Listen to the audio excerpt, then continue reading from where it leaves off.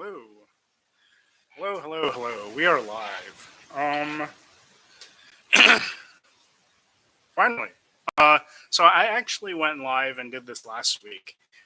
However, uh, for whatever reason, the recording didn't stay. And so I'm going to do the same thing again. Apologies if you watched me last week uh, and have seen this already. But I had a lot of fun tying these flies um, last week. And so, again. So if you weren't able to watch the live stream, like I said, the recording didn't turn out for whatever reason was super corrupted. Was not able to save it or did not save it because it was basically unwatchable. Um, but so we're gonna tie some what I call leftovers flies, basically flies that are tied using the leftovers from my classic Atlantic salmon flies. We're going to be doing Catskill style dry flies today. These are, by their very nature, they're just kind of put together. They're not really not Adamses. They're not going to be Cahills. They're just thrown together. As usual, I have my monitor over here so I can see chat. I won't always be able to look over there, so if you do put something in chat, I do apologize. If I get to it right away. If you enjoy what you see and on the stream and want to see more of my work, you can check out my Instagram. It's at justwondering.brad on Instagram. And if you'd like to support the channel, help, you know, keep sharing this with you all, mostly buying new materials, but I've got some other goals. You can support the channel by purchasing flies over on my Etsy shop. It's Studio1213 on Etsy. Yeah, I occasionally get the question, why don't you do a Patreon or something like that? And one Patreon, for non-physical rewards, those do take significantly more time, significantly more planning. And I've said this about these live streams. I can usually jump into a live stream. The only thing I need to do is schedule it. And the other thing is I'd rather give you something for your money. So if you purchase a fly from me, you get a fly. Yeah, simple as that. For those of you who didn't watch the stream last week, you will have noticed that I've been not streaming for a very long time. Just been very busy. We had Easter, and then we had like 3 weeks in a row where we had, or 2 weeks in a row where we had guests at the house. And then have been getting into some other hobbies, which we'll talk about as we go. But for these flies today, the main leftover that I'm using are the tinsel, the little bits of tinsel that you end up with at the end of a fly. Most people will toss them if it's more than an inch or two. I save them because I'll use them as ribs for dry flies and things. The other thing that I'm using is a bunch of greening teal that I have. This teal is very good quality, but it's not quite the feathers that you would use either for wing slips or for like throats. So this is so I will be picking around through this bag of teal for feathers, just trying to avoid the nicer feathers that I could use for wings or throats. But as with all any bag of feathers, you'll always get some that are just not quite right for classic Atlantic salmon flies. This is a great time to use them. And then for hackle,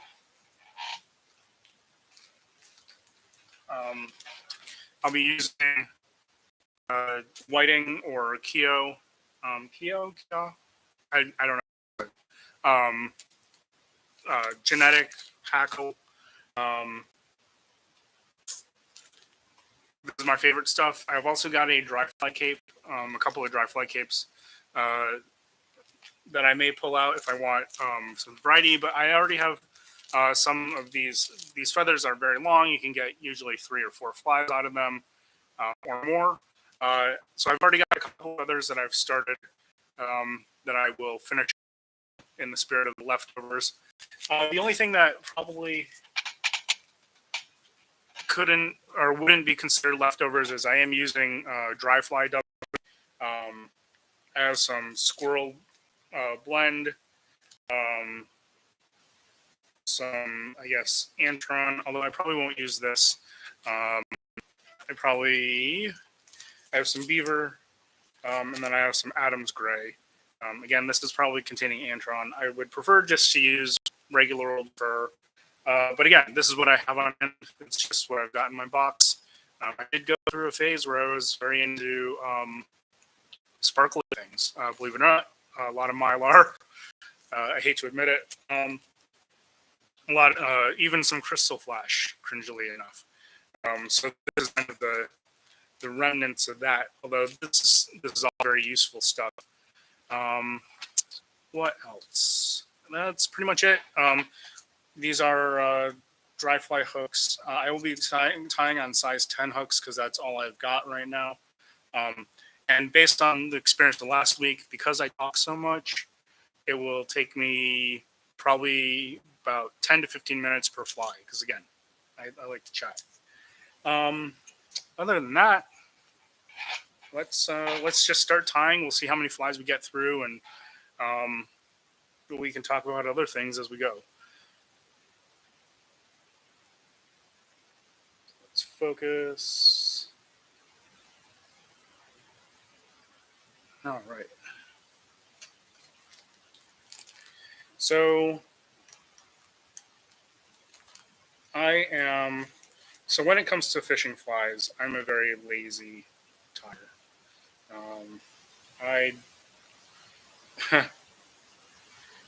I I generally try not to put too much effort into my flies that I'm probably going to lose. And that even goes for nicer flies, such as, Catskill style dries. Um, I will uh, I will split my wings today. So all I'm doing is I'm taking a single feather, and basically bunching it up into a post, and I'll tie that on. Again, lazy tying. Um, Normally, when I tie this style fly, I don't even bother to split the post. I just put it upright. Usually, try to fan it and call it good. Uh, I don't really see the need to do more than that. I'm sure somebody will come and tell me, but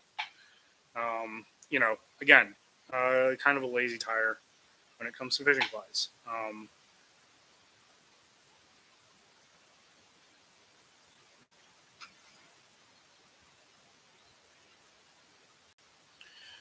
But uh, you know, kind of the important thing here, though, is even if you're being lazy, you can still develop the techniques that will help you, with your classic Atlantic salmon flies. So, I'll be doing things probably, like flattening my thread. Although this is just some plain mono. It doesn't flatten particularly well, um, but that's all right.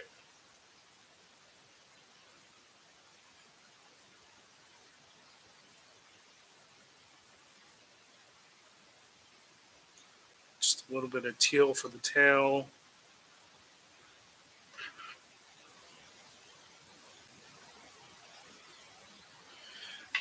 Um,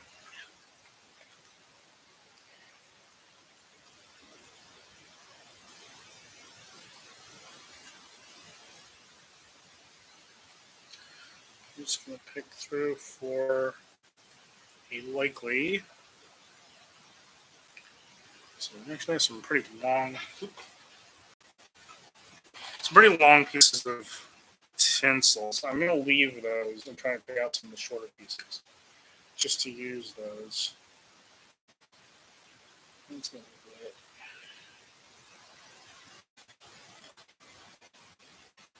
Just because the longer pieces of tinsel can still be on full flies. I'm to use.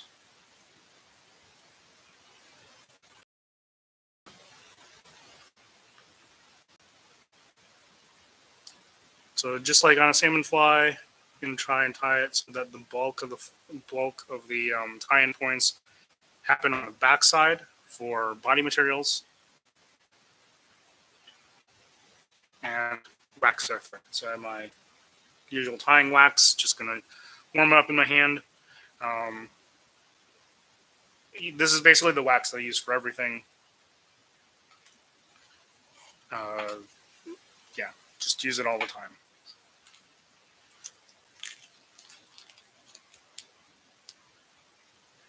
So I mentioned that I have quite a few hobbies, and it's true. If you ask my wife, I have too many hobbies. But what have I been working on recently? Um, so I've been doing.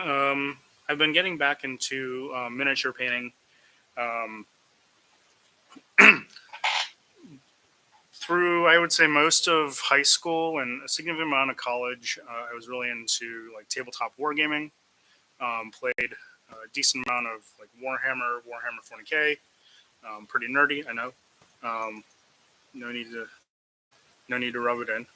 Um, but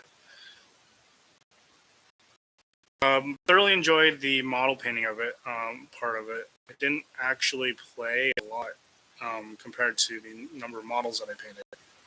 Um, Even did some commission work as a painter, sort of, for friends.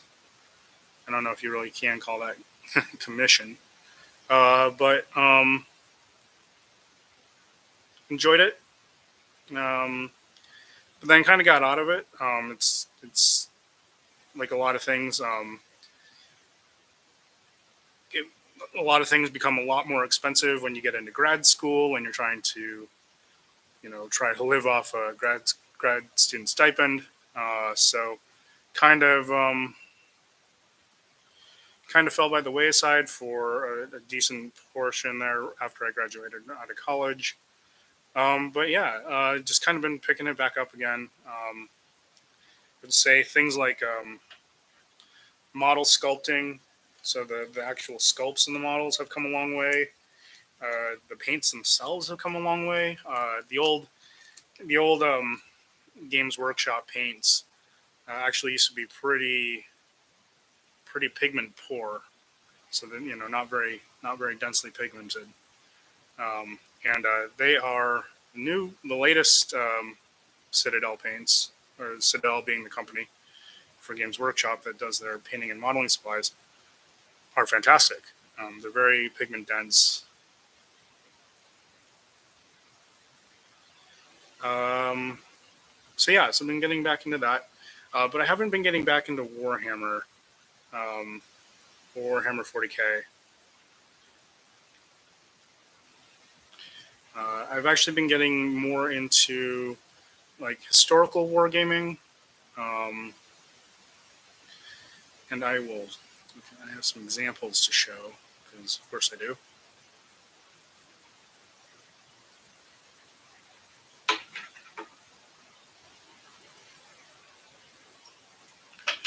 Um, but I've been getting in terms of like models and the kind of the time period that I been interested in and for historical wargaming has been American Civil War. So I've been picking up these are models by um, Warlord Games. Obviously, I painted these as Union soldiers. Uh, these are kind of a proprietary 13 and a half mil scale, but they mix well with 15 mil wargaming figures. So some infantry. I haven't put standards. I haven't put flags on these yet. just because I haven't determined like what regiments I want to portray. Also, I have some artillery. Um, so these are very nice. Like I said, the actual sculpts of the models have come a long way. Um, and of course, I'm also painting some Confederates because, of course, you have to have the opposition. You have to have somebody to play against. Uh,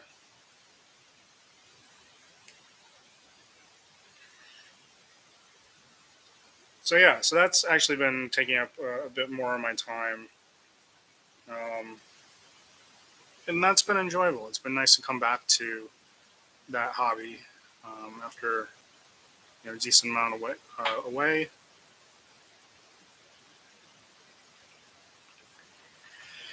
Um, and then it's summertime. We finally have a move to a place that has a backyard, so we've started a decent sized garden. We have lots of things growing. Um,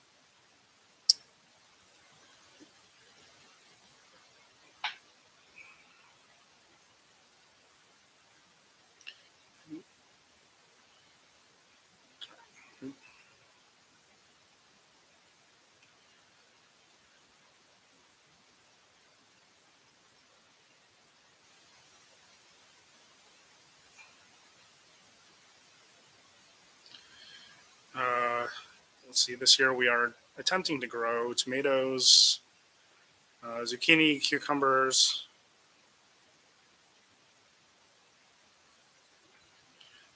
What else? Peas, I think. Snap peas, sugar peas, some kind of pea. I don't know. My wife planted those. So yeah, it's been nice having more outdoor space for sure.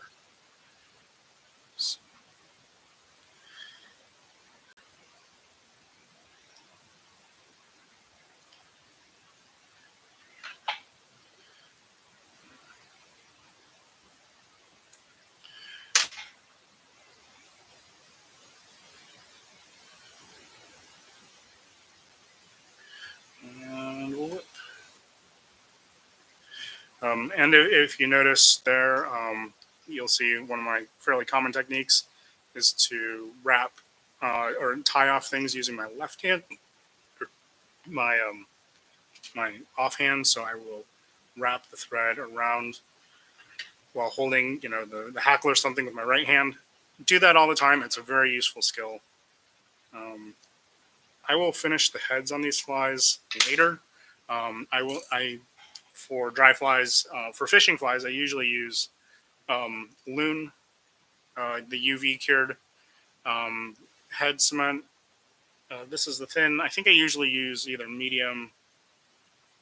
Uh, I think this is the medium. Just kidding. But I'll do that off camera since that is UV resin. Um, it works well.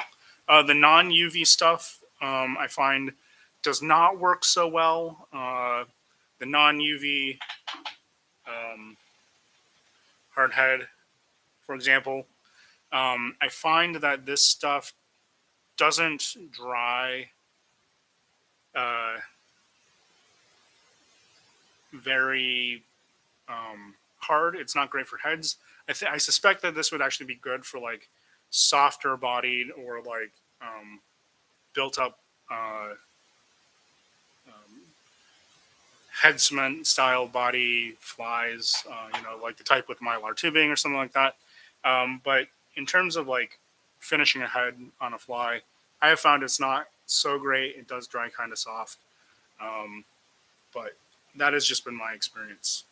Um, and maybe I'm not using it correctly. That's definitely a possibility.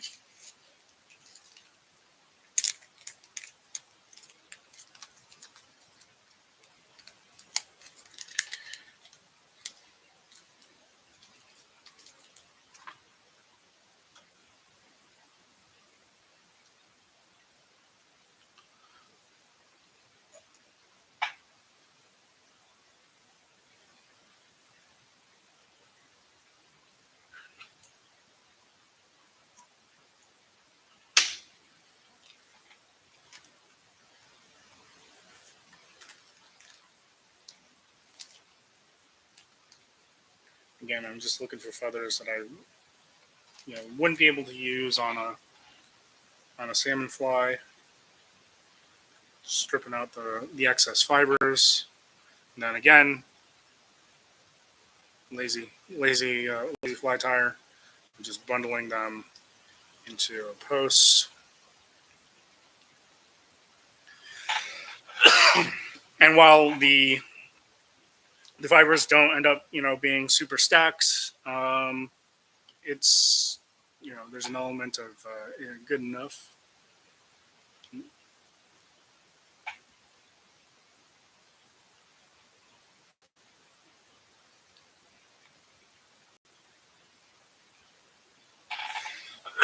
Excuse me.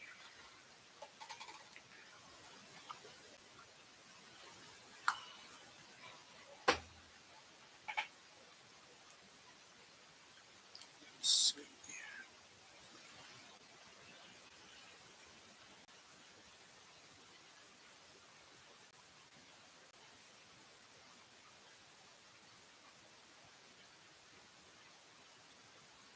Sorry, that did not go in long enough.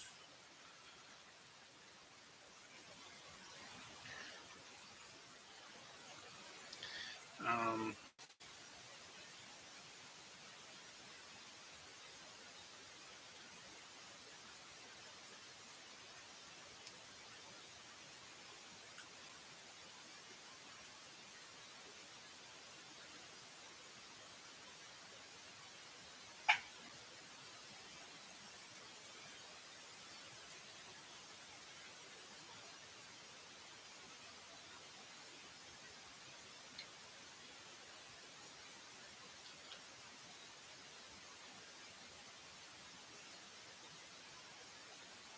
so I'm just kind of tying them in as a single fan instead of splitting the wing and all that. That takes time. Um, and the fan kind of looks the same, pretty much the same. So I generally don't find a need to split my wings. Um,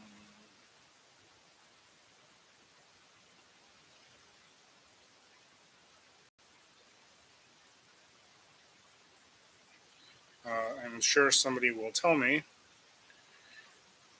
that splitting their wings is important because balances the fly. I'm sure that's true, but I've never had a performance issue with these flies. Um, so works well enough for me. Your mileage may vary.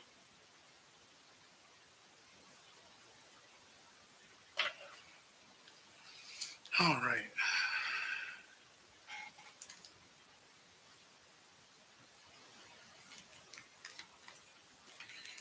So I'm going to use a little bit of this rust red squirrel.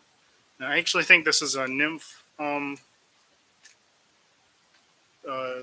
dubbing, but actually works great for dry flies. Looks really good. Kind of a slightly um, buggier body. Um,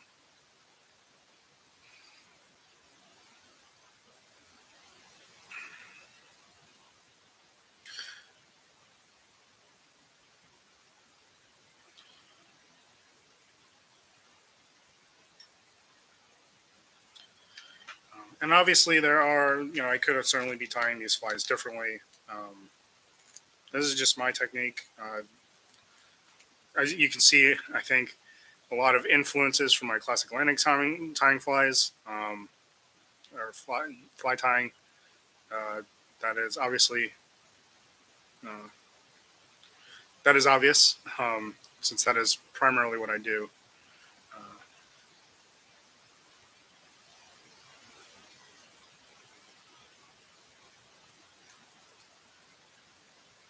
yeah, I forgot the rib.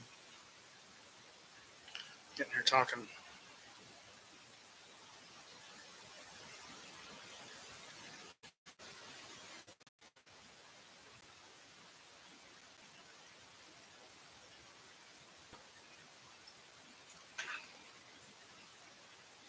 And of course, there you can definitely tie these a lot faster and more efficiently. But for me, it's this is all part of the ecosystem around the classic Atlantic salmon flies. I'm not tying these because I particularly fish a lot. Mostly just tie these as a way to not tie classic Atlantic salmon fly, or to tie something different, I should say, that I enjoy looking at equally as much as the salmon flies. I mostly end up giving away these fishing flies that I tie or selling them.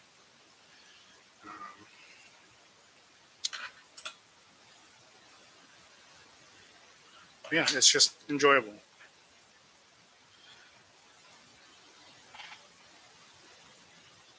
I do love a good Catskill style dry. I mean, I don't pretend to tie these particularly, you know, um, I guess correctly. I mean, obviously not. I'm not splitting my wings. I only really do a single style.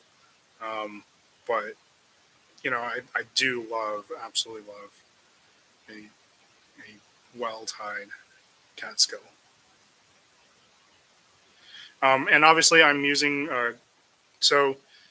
From my understanding, Catskill dries would actually be tied relatively sparsely in terms of their hackles. I'm obviously tying these actually quite full, and that's kind of on purpose.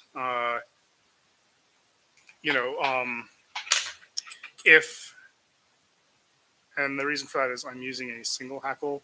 So, if you look at the instructions for a Cahill or an Adams, obviously in Adams you have two colors of hackle, but even on the instructions for Cahill, you see frequently tie in two hackles, roll both. And I think the reason for that is if one of the hackles gets cut, by a fish or just in the process of fishing, um, then you have that second hackle that you can continue to fish it. It'll just be a little bit more sparse. And because I'm only using a single hackle, a reason, and I've never had this come into play. Mostly because I've never had a hackle become cut on a fly that I was fishing. But my reasoning is that if the hackle does get cut, having a few extra turns will allow me then to go back. I can tie on some thread. I can rewrap whatever hackle is left, and then I've got a perfectly good fly that I can still fish. Is it worth the time and effort to repair a fly like that? Um, Probably not, but it makes me feel better. um, Not only that, it does mean that I'm not throwing out as many flies, and because I tie my own flies and repairing a fly theoretically again because I've never had to do it does make sense to me. It does give you or give me the option of rewrapping leftover hackle again, and then you end up with an appropriately sparse Catskill dry. So win-win.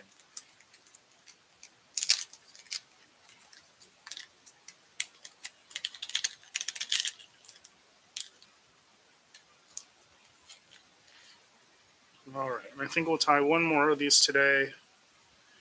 Like I said, again, I'm not a speed tire. I'm not a volume tire. Uh, I don't tie commercially. I do get asked occasionally if I'll do large batch orders of flies. I usually say no, or I always say no because usually they're asking about, you know, can I get a dozen green Highlanders or a dozen Jock Scots? And that's just unrealistic for me. Um, I don't have the economy of scale with materials and that sort of thing to tie a dozen Jock Scots in a budget friendly way. Um,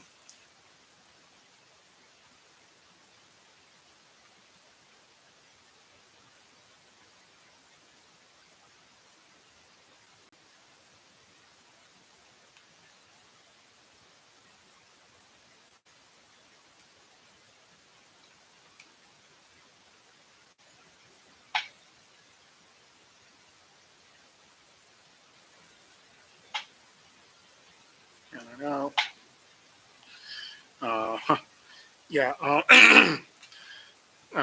I, I think I estimated that in order for me to tie a dozen green Highlanders, I probably need about at the rate at which I tie, and it's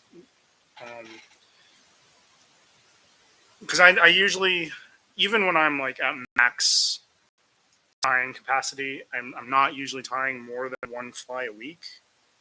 Um, and if I'm streaming a fly, you've seen, I often take 2 week fly.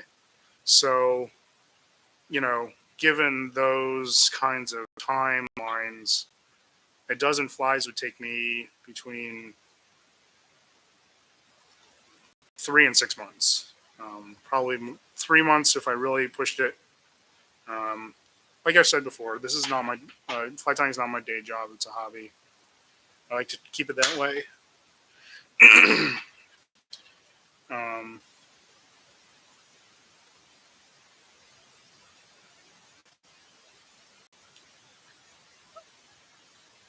and doing a large batch of flies would compromise my quality, um, or could compromise quality to a degree. I'd rather give you something nice. Now, which is not to say that I haven't done it. I have done larger, I guess you could call them orders. Um, but those are rare, and those really only happened when I was a student, and I had time over the summer to fulfill an entire order. Um, these days, definitely not. Um, I don't even take commissions for my normal flies, regular flies. So um,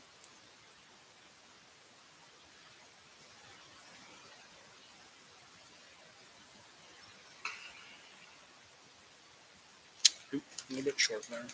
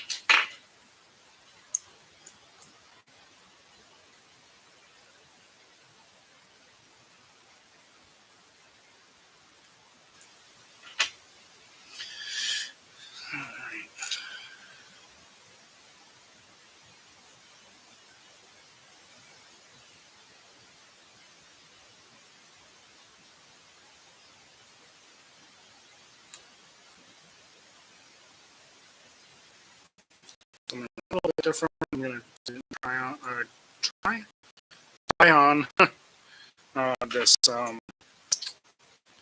olive dyed grizzly from Keto.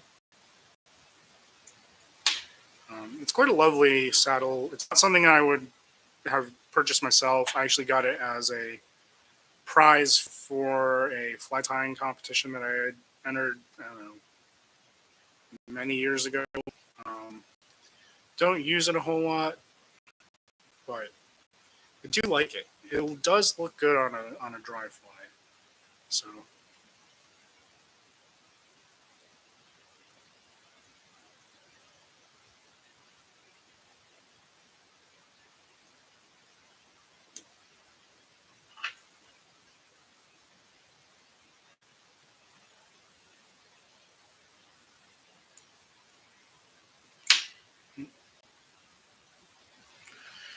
all right, I think we'll call it there for today.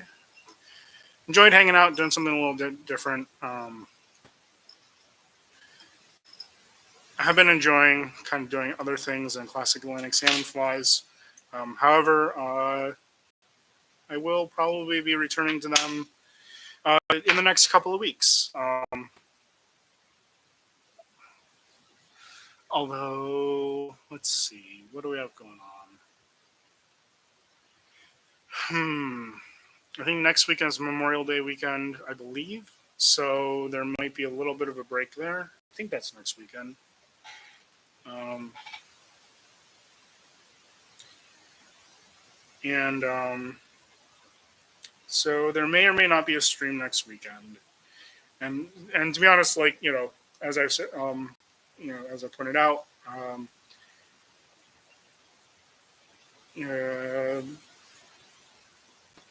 it my interest in hobbies kinds of comes and goes.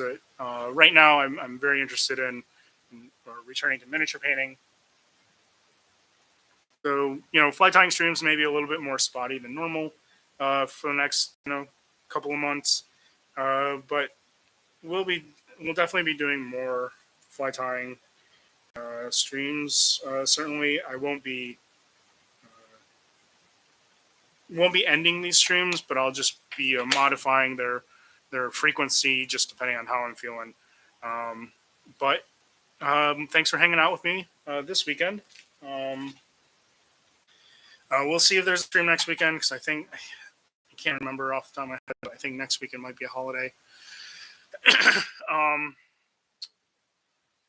Yeah, thanks for hanging out.